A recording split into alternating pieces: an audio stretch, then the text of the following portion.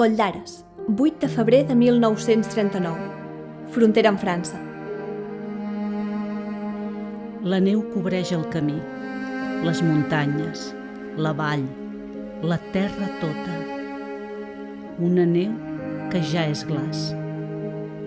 Així tot té una lluïssor mineral.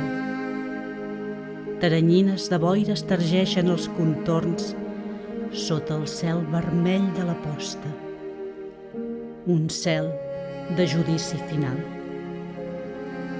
S'acabava un drama i en començava un altre. Entre gener i febrer de 1939, unes 100.000 persones van creuar França pels passos del sector de la vall de Camprodon. Civils, militars, presos nacionals, brigadistes internacionals. Aquest va ser l'últim territori republicà de Catalunya. Encara avui dia podem trobar restes dels enfrontaments que es van produir per aquestes terres.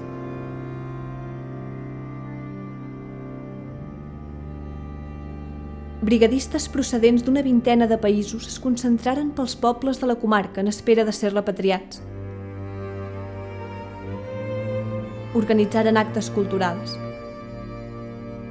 Planejaren derrocar altres dictadures. Tots havien arribat a Espanya amb la voluntat de defensar els seus ideals i lluitar contra el feixisme. Una gran massa de gent s'abocà a la frontera, fugint de la guerra i de les possibles represàlies.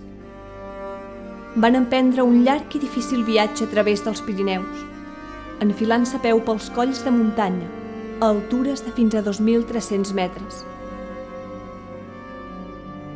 No s'imaginaven el llarg periple que encara els esperava un cop arribats a França. Les famílies van ser separades, dones i nens per una banda, homes per l'altra. Els militars van ser desarmats. Uns i altres van ser conduïts a camps de concentració. Un infern sobre l'arena. Els homes hi sobreviuen sota tendes de fortuna i barraques de palla que ofereixen una miserable protecció contra la sorra i el vent. Per coronar-ho, no hi ha aigua potable, sinó l'aigua salobre extreta de forats cavats a la sorra. A la frontera es va organitzar un improvisat trasllat de ferits a través de les muntanyes.